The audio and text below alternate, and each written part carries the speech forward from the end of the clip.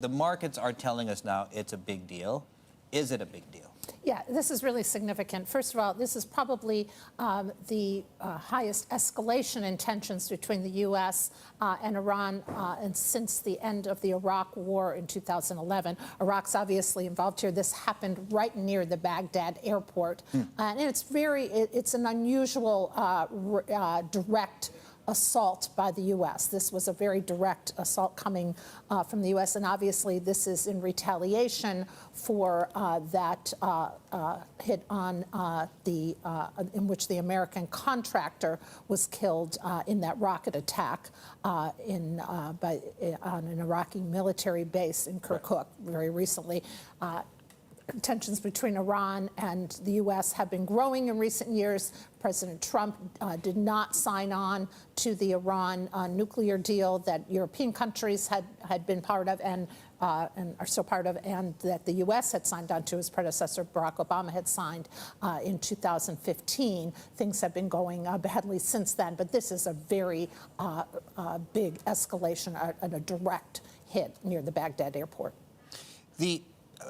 Before I think we get into the relations and the significance of this between Iran, we haven't heard from the Iranians just yet, of course, right. Nor have we heard from the White House. Remind our viewers why we're here. What led to this airstrike in the first place? Yeah, so tensions have been escalating, and we've seen in recent days this march on the embassy in Baghdad, and obviously very concerning to the U.S. The defense secretary had made comments just in the past day saying that the U.S. was moving from responding to Iranian-backed attacks to anticipating them, which is the kind of message you get before you see further action.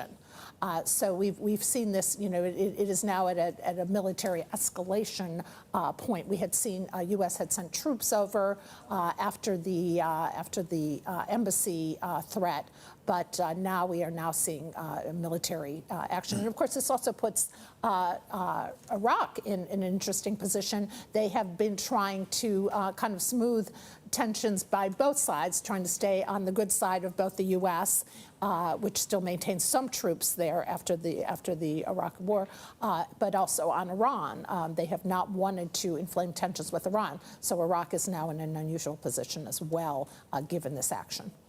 Oil, as we speak, is up 3.5%. We're also getting reports out of Sky that Iraqi security forces have, give me a second, have surrounded and now shut down Baghdad's green zone as well. And that sort of takes you back to the Iraqi war, of course, just in terms of terminology here. Dollar-yen is now at session lows, if not the lowest here in a couple of months. We saw dollar-China blow through a key moving average here as well. Jody, I know there's lots of moving parts on the story. What do I watch out for next? Or do I simply wait for the statements from both countries? Yeah, I think we want to obviously hear the statements. We want to hear the U.S. Tell us what was behind this, what is next.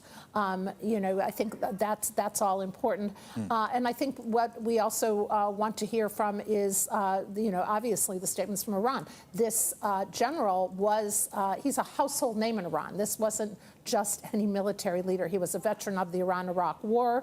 He was key at keeping ISIS out of Iran and key to defeating ISIS in Iraq and Syria. So this was a big hit. If this was if the goal was to take him out from the U.S., this will not only escalate tensions, it could significantly escalate tensions in the region.